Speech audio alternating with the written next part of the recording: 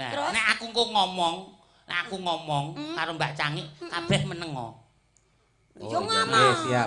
Nggih, siap. Dadi nek mendel riyen Mbak Menik ngomong aja diagahi dhewe. Sawetawis ngaturaken sugeng Bu Kesi ngaturake salam hormat marang para pepundhen ing Segrupyak lan sedaya para lenggah ingkang kepareng. Walah jan tumplek-blek dalu menika Segrupyak daleme Pak Sulni dadi lautan manusia.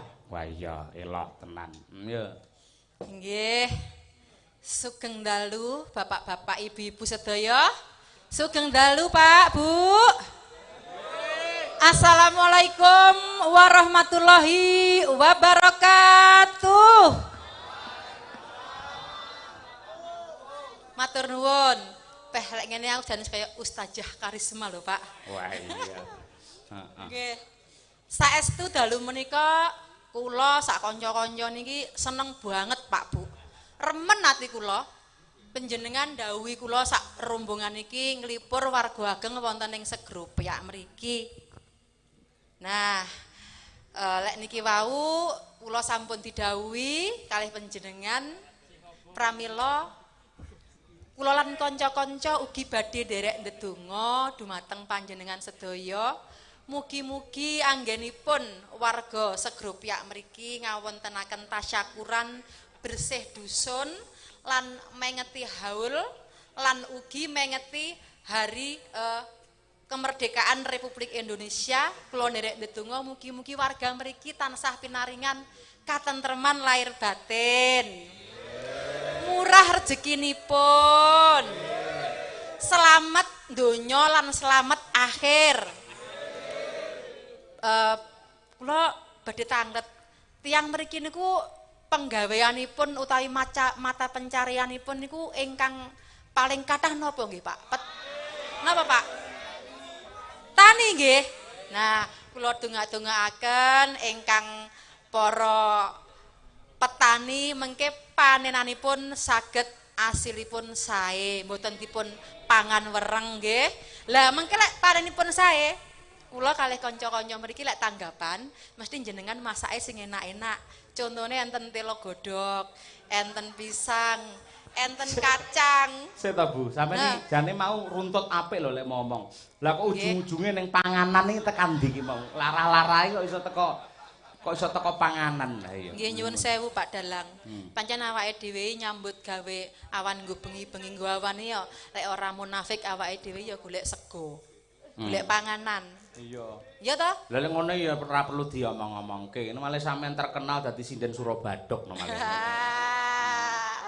Alah banyolan lawas kuwi. Nggih, intinipun kula nderek remen sanget bapak-bapak ibu-ibu, panjenengan sampun percaya kula lan kanca-kanca. Nggih. Nggih, niki didhawuhi napa Pak Dalang? Ya nembang mosok kon ngarit sampean iki enak. Nggih, supaya niki kan hawane adem nggih, mriki adem banget. Nggih. Lek teng Jaten griya kula niku rada anget. Teng mriki adem saestu. Biasanipun lek adem niku teng Hulu niku seret-seret ngoten. Pramila niki wau wedang jaine nggih pun medal. Gulumu seret ta? Heeh. Heeh, lah kakean mangan telo sore mau lho akhire sampean. Mula dadi seret to ta. Mula lek nyuwara ki apa-apa aja dipangan ngono. Wah enake peh panitiane iki apa-apa disuguhke terus walah terus drembo. Ayo. Ayo to, mangan telamu barang. Lambene elek iki. Iki sasi sura terus wit mau aku lek omong demes lho, sampeyan iso telomu barang iki lho. Ngawut e ora. Lho pikirmu ngeres ngono kuwi kok, Pak. Pikirmu langsung negatif. Lah sampeyan muni telamu ngono mau rumasamu ora mari mak tratap. Lah apa sampeyan ora ndek telo ya? Ora ndek telo to? Ya duwe ning kan ya cilik. Nggih. Ayo. Kula badhe nembang pelok Nempangkur Semarangan. Aku kangen banget. Tanggo ngetes suara aku jek kuat apa ora ya.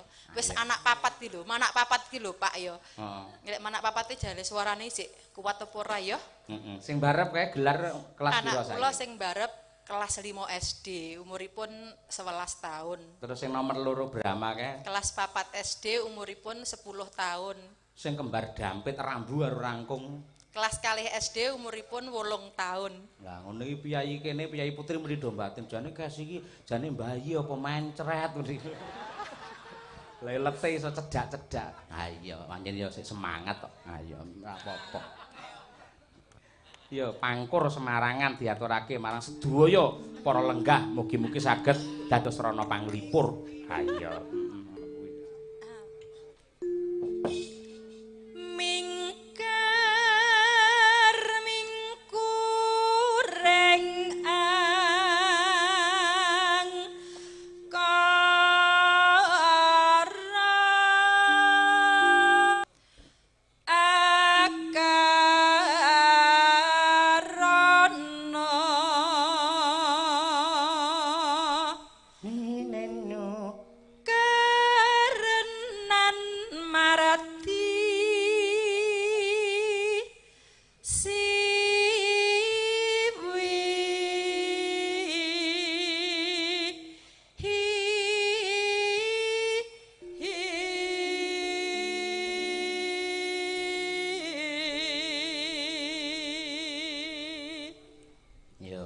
Ngambah nada tinggi. Ya, sing hati-hati, Bu.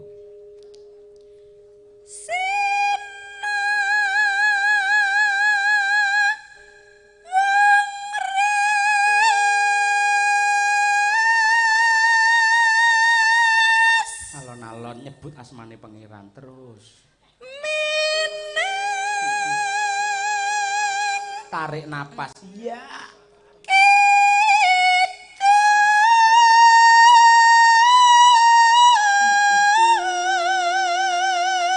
Kurang sithik ya nyebut asmane Gusti. Iya. Nduk pinter. Iya.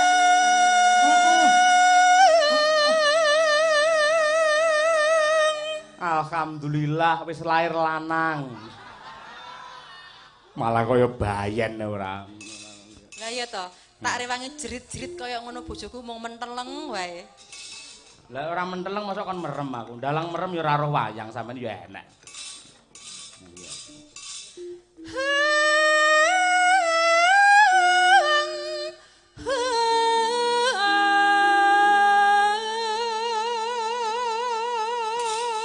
Ora iso iki dikorupsi lek iki. Ora munggah iki wis ora asik lek ngono kuwi. Ayo. Diunggahke, ayo. Gah wis tuwek-tuwek. Ora iso pokoke kudu manut. Iya Pak, iya apa? Lek nganti ora manut sesuk ora tak paringi kowe. Ayo. Iya. Diparingi kuwi lho regana saka panitia njur tak caosne jenengan. Ayo. Ndang. Baleni.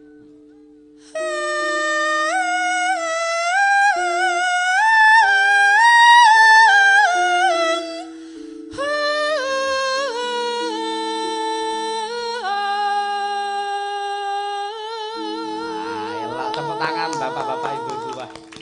Ayo, jos tenan. Lagi jan spesial tenan. Pripun? Saya mboten, Pak? Bojoku. Ayo. Alah. Apik diaku kaya Durna ae ora. Ya, terus, Bu.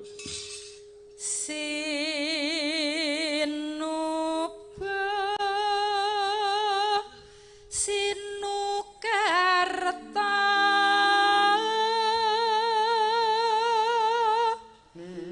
mreh Kretarata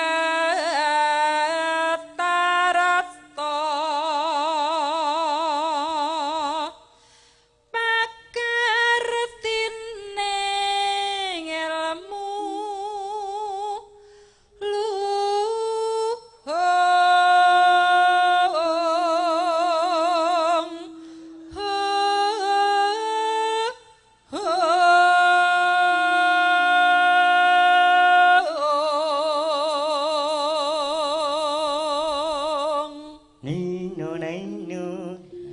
kang tumrap ning tanah Jawa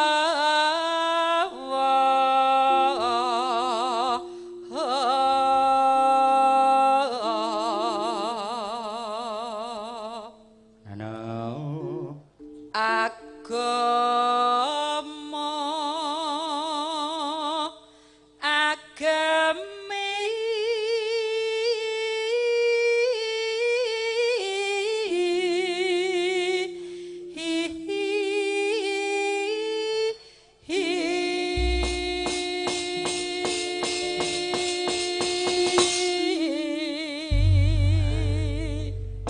Ya, monggo Mas Joko Warsena mang bukani Mas. Wah iya, coba kaya apa. Yuk, dados.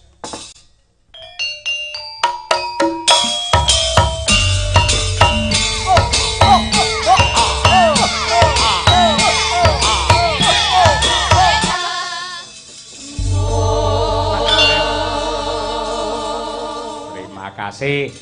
Tur penampilane sinden beda saiki. Heeh. Peh pitulasane nggen pipine dikeki merah putih. Oh. Iya no. Iya no. Niki wau kan Mbak Tutik to, idene Mbak Tutik. Iya apik. Kadung ditukokke alat karo Tutik. Iya, bener. Ning jangan untuk gojek aja nggih pelecehan. Itu adalah hormat kita kepada sang pusaka merah putih. Mergo tanggal 17. Oh iya, bener, Mak. Ngono kuwi. Tur bengi iki ana bintang tamune. Masa nggih ana pelawake ana penggembirane. Ya kuwi Mas Sentun karo Mbak Menik. Oh iya.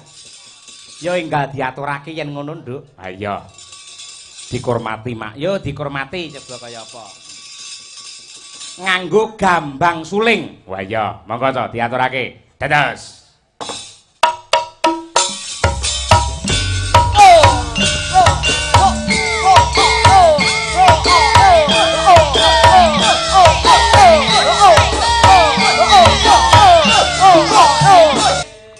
Nggih, sugeng dalu Mas Sentun. Sugeng dalu. Sugeng dalu yu cangi. Jan. Nggih. Jenengan kostume jan ketok lamun to jan piyayi yang berkebangsaan tenan. Tegesipun? Lah ngagem merah-merah niku. Oh, merah nggih. Nggih, sampean merah pengrawite putih, dalange putih, Oh. merah putih. Tegese ya karo pesen marang warga masyarakat. Silahkan kibarkan biru, silahkan kibarkan hijau, silahkan kibarkan kuning. Namun merah putih harus tetap di dadaku. Nah, Oh, ngaten nggih. nggih no. Mila anu memperlambangkan menika bendera awake dhewe nggih. Nggih, Bendera Indonesia. Nggih, Oh, sang pusaka. nggih. Nggih, jan iki nggih muarem sanget. Anu yu Limbo yu cangi. Nggih. Menika kula nderek sowan wonten ing desa Segropyak nggih. Nggih, dusun nggih. Dusun Segropyak, Desa Pulung Merdeka. Nggih. Wah, jan iki desane wis ngarani Segropyak niku ketoke niku wis marak. Bakale rame. Nggih. Pulung Merdeka. Wah, pulung wis genah. Pulung menika kaya kula panjenengan lak pados pulung ngoten menika nggih. Nggih, pados kanugrahan. Nah, pulung ki kanugrahan iki wis kanugrahan ijik merdeka. Yo jan iki insyaallah nggih yu Limbo, yu cangi. Muga-muga wonten ing desa Segropyak mriki desa Pulung Merdeka pinaringana bagya mulya. Amin. Gangsal lancar sedaya masyarakat wonten ing mriki anggenipun pados pangupa jiwa, anggenipun makarya ngaten nggih yu cangi yu Limbo. Nggih, mugi pangeran ngijabahi nggih. Lah nggih, lah kula menika nyapa to? Aja ganggu aku cuk omong. Aku cuk omong karo Pak Dalang. Meneng. Nggih. Nggih, kula menika nggih nderek bangga sanget saged. Nderek remen nggih. Nggih, sepisan menika negarane wis mboten kados ndek wingi uni. Nggih. Dek wingi bibarke ning Pageblok nggih to nika. Pandemi mulai surut nggih. Sakniki alhamdulillah budaya nggih sampun dibiarkan untuk berkembang. Diberi kelonggaran. Diberi kelonggaran. Ki nyapa to jane? Nyapa? Gentian. Arep mangan. Arep mangan. Lah ngene? Heh? Lah ngene nyapa? Maksudku ki ngomongnya gentian. Kowe arep kepengin ngomong. Aku yo pengen ngomong. Arep pengen ngomong karo Yu Mbak Cangi. Cangi. Ya ngomong, arep ngomong kowe kok dadake.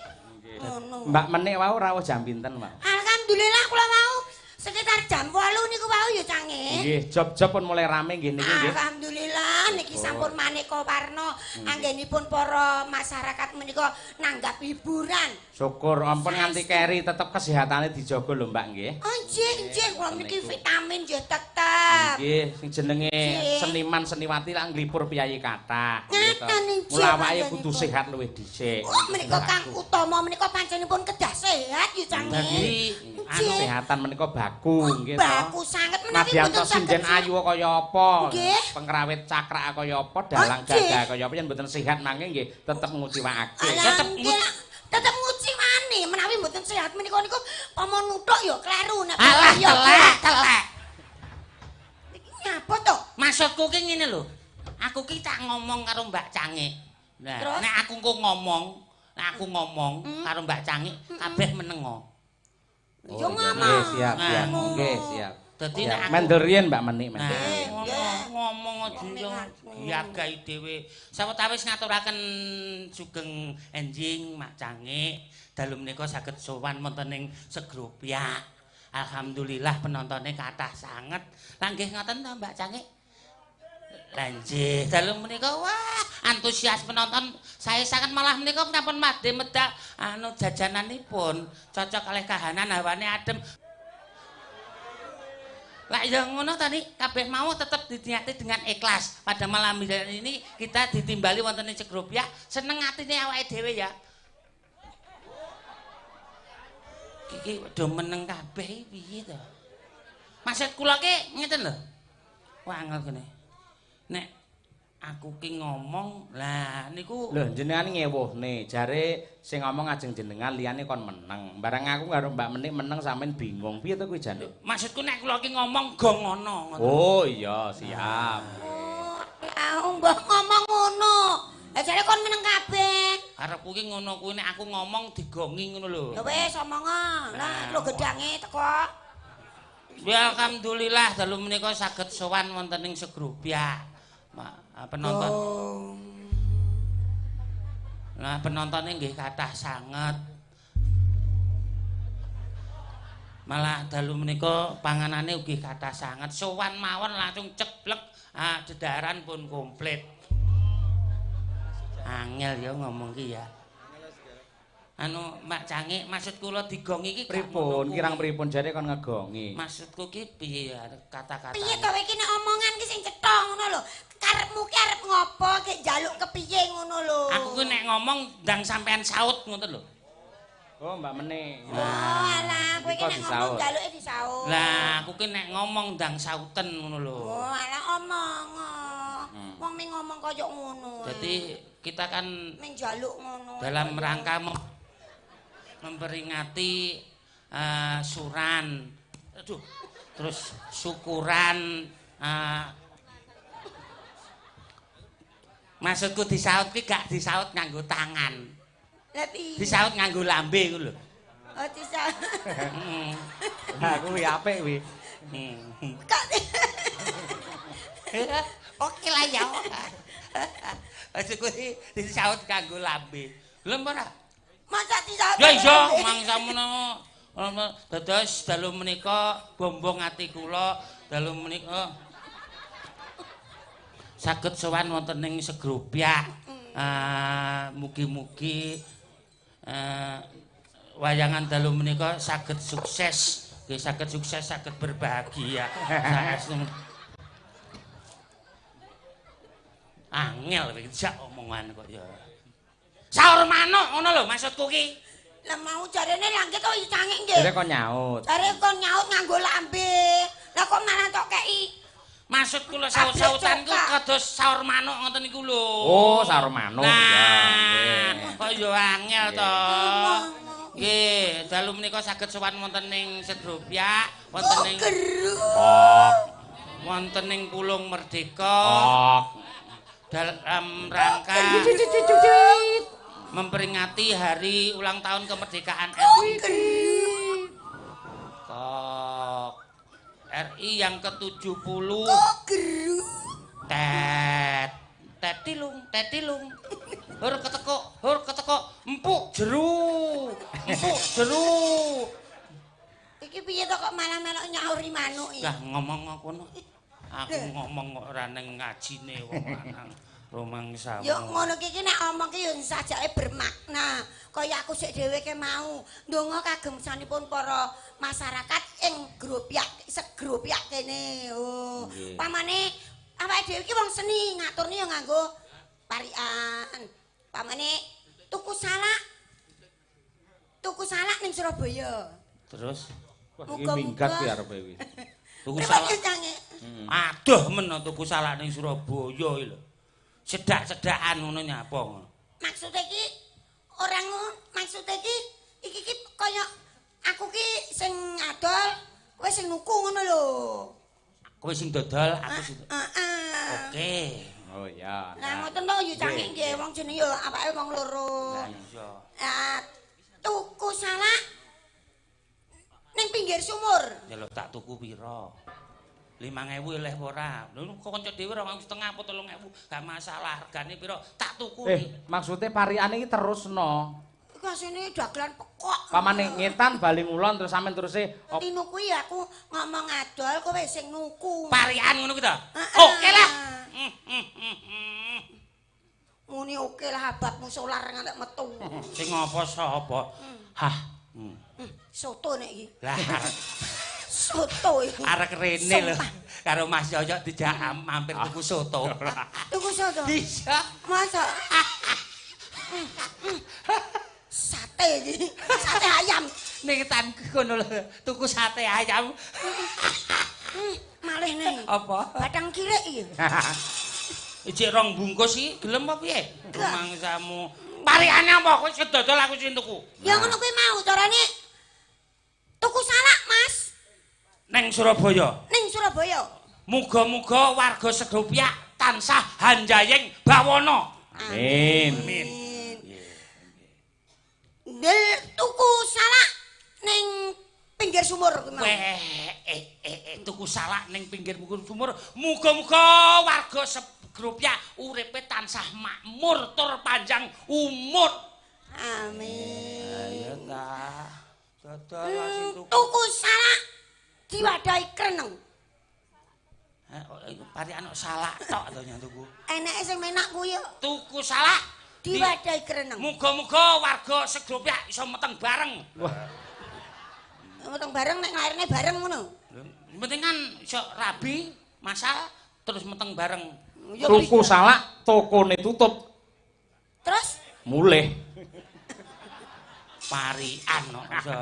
Lah mosok tuku kreneng kuwi kok. Ayo tuku panak salak nandur salak ning dhuwur watu. apa, Apa, Mas? Apa ya iso tukul apa piye?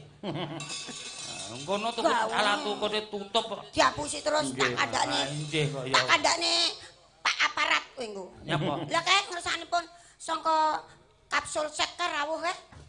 Kapolsek. Nun. Kapolsek. Lah nggih kapsul sek. Iya, Pak. Kapolsek kok. Waduh ora arek ora. Mangsamu. Menika wonten nawala, Mbak Yu. Wonten awala nggih, Mak. Kedap nuwun sewu. Assalamualaikum warahmatullahi wabarakatuh. Waalaikumsalam. Ki Cahya mbok bilih wonten wanci ing wekdal limbukan menawi kepareng kawula badhe nderek nyekar Dandang Gula Semarang. Ingkang kalajengaken tembang Dindang Semarang dening Waranggana. Menika bilih kawontenanipun ngeparengaken awit keparengipun kawula aturaken genging panuwun wassalam kawula Mas Ngabehi Haryono Setya Praja Pulung Merdika. Nggih. Nggih. Menika wae badhe ngersakaken napa? Niki badhe paring dana suwanten. Kowe pisumbang lelagon. Alhamdulillah. Nggih. Dandang Gula Semarangan ngoten. Nggih. Monggo katuran pinarak mriki dumateng Bapak Haryono Setya Praja. Nggih. Mas Haryono. Mas Ngabehi pikantuk gelar saka Kraton Solo iki. Wah menika nggih. Nggih. Yo ditumpakke sepur men tindak rene. Ha yo, monggo Pak Haryono. Yo.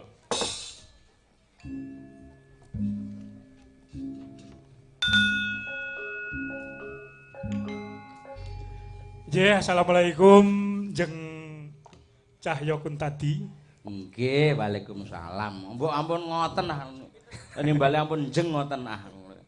Kula malah pekepet piyambak jenengan langkung senior lho, Pak. Nggih. Nggih. Iki ngaturi kaweningan bilih kadang Jeng Cahya Kuntadi menika menawi wonten Pak, Kraton Wah, Surakarta Hadiningrat pangkatipun penewu. Ngaten nggih Jeng nggih. nggih, tukang newu teng kolah nika Pak. Pripun ta panjenengan menika diumbulne kok malah Nggih, lek diumbulne cebloke malah sakit kula mangke. Oh, Nggih, mboten. Ki Cahya ngoten mawon. Oh nggih. Lah jeneng kula Cahyana apik, lek nganti jeneng kula Ngatno. Lah cilaka no mangke. Nggih, nggih, nggih. Oh, nggih. Ngesakne Ngatno. bojone. Nggih. Lah kok ngesakne bojone? Lah jeneng ngaturi jengatno ya wah piye kok. Oh iya. Lah iya ngesakne bojone. Badhe kepareng dana suwanten nggih Pak Arya. Menawi nyuwun sewu panjenengan Bapak wonten ing kraton menika pangkatipun menapa ngaten Kanjeng? Sami kalian Ki Cahya menika. Nggih panewu. Nggih. Oh, Mas Ngabei. Mas Ngabei. Nggih, Mas Ngabei. Niki sentron ya mboten kalah niki. Aja kok duduh. Tenan menengo, aku rasa nyombong nih. Menika sentron menika HB. Tak kira hamuku buwana. Pakku tukang becak ngono kok. Lah iki kan HB. Lah Nggih. nggih. Monggo dumateng Bapak Bei Haryana, monggo menawi badhe. Monggo saperdikanipun kemawon dandang kula saged ta napa kemawon monggo. Nggih, wau sampun dipun dawuhaken bilih dandang gula Semarangan. Oh nggih. Ananging jarening wau Ibu Sukesi ngaturaken panggur Semarangan Nggih. kok raosipun kok aurat kangge kula. Awrat. Jarening menika wonten Ibu Fahmi. Nggih. Ngaten. Nah, putra daerah. Ibu Fahmi Nggih. pramila kula menika kemutan rikala taksih halit rumiyin kula menika gadah raos pripun ngaten. Lho, jangan malah zaman jek cilik menika Nggih, gadahe raos. nggih awit menika kelebet taksih tangga. Oh tangga. Nggih. Oh dados panjenengan pirsa cilikanipun Mbak Fahmi. Nggih. Oh alah, atake panjenengan sing ngedusi barang. Iya toh, Mbak? Biasanipun riyen nate niku sering Nggih. adus wonten lepen niku. Kowe bareng-bareng. Nggih. Wah, mbok saiki mbok iya. Pramila Saniki lepene pun cethek iki Mas. Piye coba? kawula nyuwun Ibu Fahmi jumeneng. Nggih, lah. Nggih. Nggih. Badhe ngungrum. Oh, Maksud kula badhe gandrum. Weh, Dipun gantos Ngoten. sinom grandel nggih. anjas mara karo damar wulan. Nggih, sami jenengan nggih. Nggih. Mbak Meni jan kaya komorate. Nggih, kula. Jenengan kaya komodo. Lah iya. Mosok komodo, Mas. Ketek apa-apa. Ora apa-apa sing penting pokoke cakeme ombo. Nggih. Iya. Monggo Mbak Fahmi atin. Ya. Injih, sendika damel. Sing dipilih kok ya sing sejoli ngagem Agemane putih, putih-putih. sehalih. Lah iya, mbok panjenengan mau ki pomong gandrungi aku ngono ya ngopo ngono lho. Niku mangke nggih. Engko tetep Mawa teges panjenengan Nggih. kalian Ki Sentun. Nggih. Kula kalian Bu Fahmi. Oh, Ngaten nggih. Injih, sendika Nanging wau damel. kula napa? Sini sayang. Kula tingali kados putranipun derek wau. Nggih, ning sampun bubuk. Wis sampun bubuk nggih nempel sekedap nggih. Ah iya wis diombeni antimo.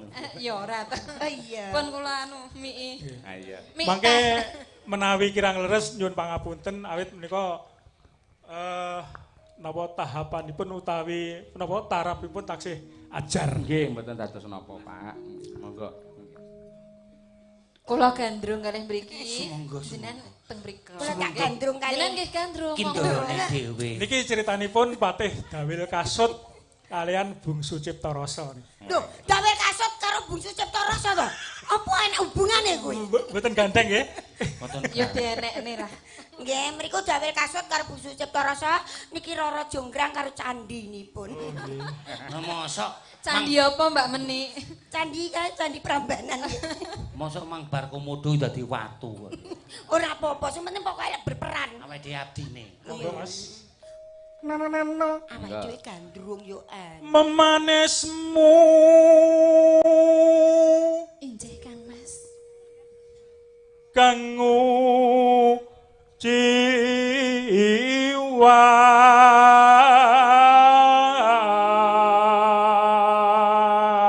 Swanten panjenengan Kang Mas. rasane yen kelingan jaman semono kuwi Injih. kok kaya ngontok-ngontok Napa niku? Ngontok-ngontok. berdebar-debar. Oh, berdebar. Anu rasane iki niku lho Mbak Fahmi. Rasane niku nek montok-montok niku ning dada ki kaya munjuk-munjuk ngono lho. Nggih to Pak?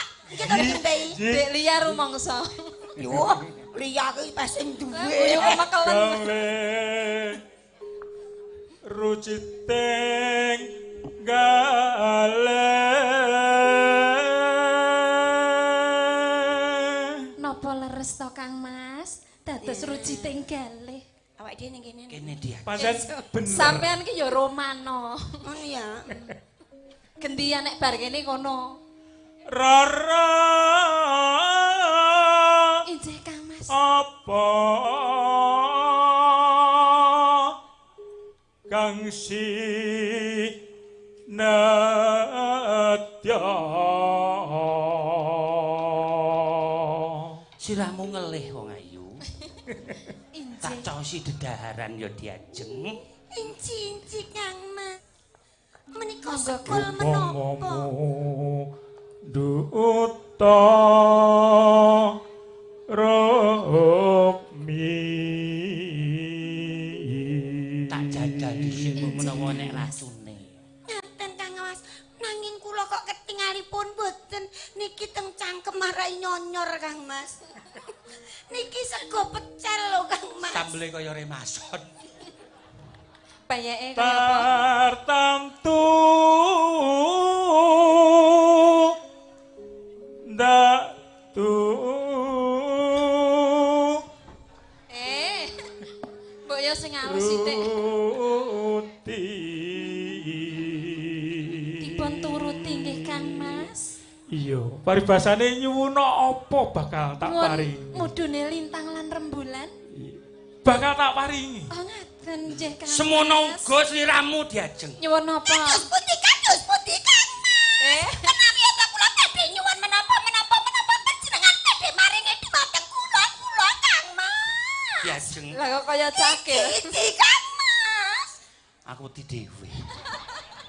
Wis sing alus sithik ngono. Iki Trijata kae lho. Dijotho ning kekencengen gitu. Ibarat wong numpak Nitih napa Kang Mas? prau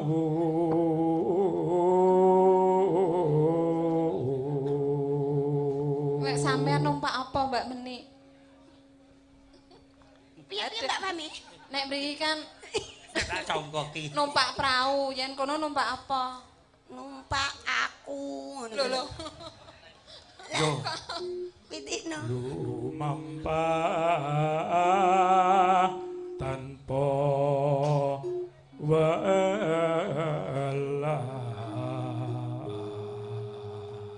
Injih. ing matyaning jala nidi.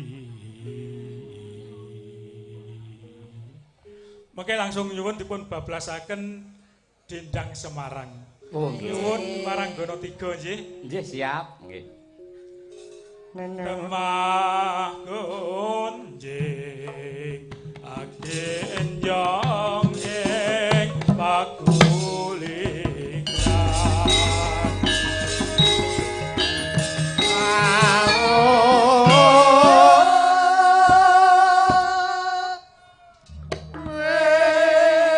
Sampun jenengan mboten nemban, namung bawa tok. Nggih. Sampun marem. Sampun. Injih. Monggo. Dari mana datangnya lintang dari sawah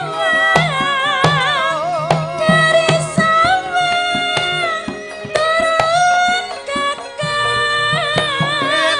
kali.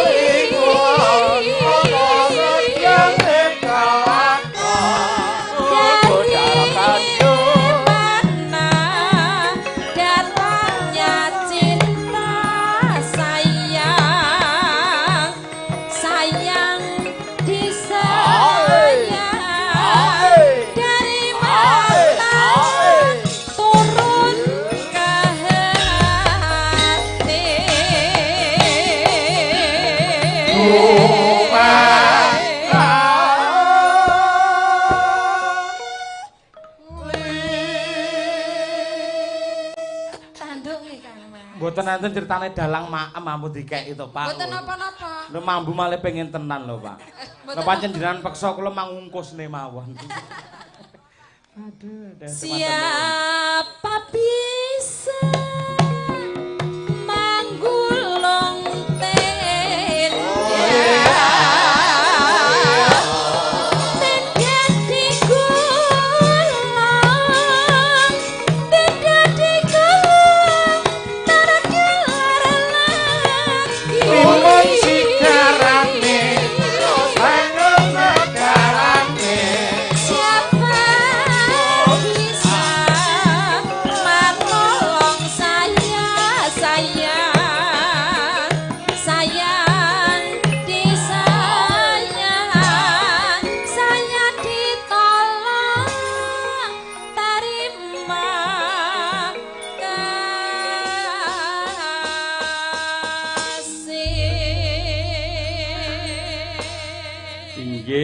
matur nuwun dumateng Bapak Haryono Setya Praja kalian Mbak Fahmiatin. Ha nggih. Matur suwun. Nggih sami-sami, Pak. Matur suwun kepengin. Yaine Yo Cange. Dalem. Pangapunten menika wau request saking Bu Tuti ingkang dipun kagem pakiwan wau. Oh nggih, kagem dandan wau nggih. Menika ngersakaken napa bajing luncat. Oh, bajing loncat. Nggih, nggih. Nggih. Kok pan joget dhewe ngono ya ketoke ya. Si siapa? Bu Tuti mau. Bu Tuti tetep joget dhewe kok. Terah guru senam kok. Oh guru senam Ah, kok. nitik piyayine. Masa? Sing set padet. Montok berisi. Padat. Apa iya? Iya kok ya. Nggih, kados pundi Cange? Nggih. Diajeng, Nok. Ana pamundhut apa mau saka sekedap nggih? Nggih. Saka ana pamundhut saking Nederland, Pak nggih. Nederland. Sakke apa sik iki nggih. Dam. Nggih. Pak wonten pamundhut saking Pak Okawibowo. Nggih. Salam hormat kula aturaken kagem Pak Yoyok kalih Mbak Kesi. Nggih. Saya Bapak Okawibowo dan teman-teman orang Jawa di Nederland nderek mangayu bagyo hari ulang tahun RI yang ke-77. Nggih, Sekali merdeka tetap merdeka dan lestarilah budayaku. Matur Amin. nuwun. Nggih. Ngersakne duet Piye ta? anu niku kathah, Mbak. Lah iya, mosok ngono, Nduk? Maksudnya Lho, Saya- neh. saya nyuwun duet Mbak Diajeng kalih Mbak Umi. Oh ya. Requestnya gendeng podang kuning didangdutke. Saged, Mbak? Saged ya, Pak? Saged ya, nggih. Selane niki riyen lek ngoten. Ah, cocok. Tah loro iki Menika jumeneng. sampun ditransfer gangsal 100.000, Pak. Alhamdulillah. Nek rekeninge sapa? Diajeng no. Lho kok iso buka rekening dhewe-dhewe iki piye iki? Wah, wis. Wah, elok. Saweran online. Oh iya, wis monggo. Ah ya pancen ya saiki Waranggana ki duwe link dhewe-dhewe. Coba Nduk Umi, lah iki mumpung iki iso mulih neng Pulung. Ha iya. Dasare wis dikangeni karo piyai kene. Karo Mbak Diajeng yo. Tunjukke kridane. Duet maut. Cuwilik cilik ya. Ha iya kaya prawananmu dhisik. Aku mau tahu perawan ya. Lah mosok lahir perawan kok. Lah aku lali iki. Hah? Ya. Lali. Oh, kudu bocah iki sembrono. Nggih, kagem Ali karo perawan. Pak Okawibowo. Mugi-mugi tansah pinaringan sehat selalu. Amin. Kathah rezeki berkah barokah. Amin. Mbok menawi para pamirsa ten mriki napa ten YouTube nek ngersakne didongake nggih. Mengke Pak. Nyawer. Nggih nggih no, Pak. Wah, tak pikir-pikir kowe ya sak nomor karo Bagong mau to. Ayo, ya aja kasar-kasar nyawer ning tali asih ngono. Tondo tresno. Boten kok namung guyon. Iya ning nek gelem ndongakne ki aja peh nek Lah napa? duwite. Oh kaya moden wedok ngono kowe iki. Lah iki setore ten dalange lho, Bias. Ha iya. Oh kaya pengepul togel ngono perasaan. Lah iya. Cek Umi. Ayo Umi, yo. Kan yo disawer to paronan karo aku kudune ndongakne. Nggih, dumateng Pak Okawibowo, mugi-mugi panjenengan sehat panjang yuswa, kathah rezekinipun, berkah barokah Pak Oka. Nggih. Karo mumpung sowan ning laladanmu wilayahmu bumi kelahiranmu ayo menyapa kuwi tresna kabeh karo sampean biaya semono mbane kuwi. Nggih.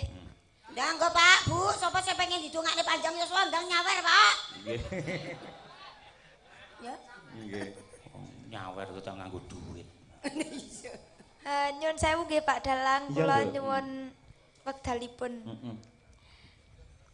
Assalamualaikum warahmatullahi wabarakatuh, Pak, Bu. Waalaikumsalam warahmatullahi wabarakatuh. Duh, kok ora semangat.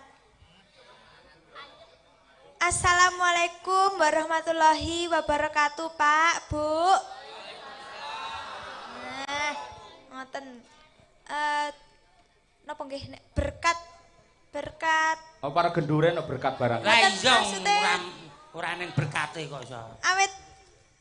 awet pangestunipun panjenengan sedaya kula saged dados umi sing kados sakniki. Piye to omonganmu? Mesti kula saged Apa kowe mbiyen iki kucing ngono piye kok iso? boten. Angel lah. Mas iki piye to jelasno ngono lho, sing cetha lho. Dhisik iki ngene, awal iki ngene, saiki mu dadi ngene iki. Riyen niku kula boten nyinden, terus sakniki nyinden ngoten lho. Yo yo lho kowe sik bayok nyinden. Lah iya to. Arep Iya. Lek bayi iki ora nyinden, ning mik susu ya. nah. Lek saiki wis wayahe dimik. Ya. Ora nyinden. Alah, pripun yo cange? Nenen. Sik pakai dimi. Mboten. Wow, kaya tutup cangkir. Nggih, lan matur nuwun lho karo Pakmu Pak Wiji karo Bu Retnawati mau sak rombongan kabeh diampirke. Wah, Alhamdulillah. diparingi suguhan opor ayam luar biasa. Ayo. Ning lek kowe iki wis mlumpuk dhuwitmu iki gaya kamar mandi. Nggih, Pak. Mosok omah sinden umi ora nek kamar mandine. Nggih. Monggo kepingking mriko bae Tegalan. Pun tenang mawon, Pak. Benjing kula suplesi. Oh iya, supres, heeh. Ya Suplesi. Suplesi. Suplesi. Suplesi ki apa? Utang bank. Wah, aja rasa utang-utang ke kamar mandi utang. Apa Mboten. mau dadi ya paling kon nyewa 2000 iku. Yo, Mboten. bawanana nduk. Yo.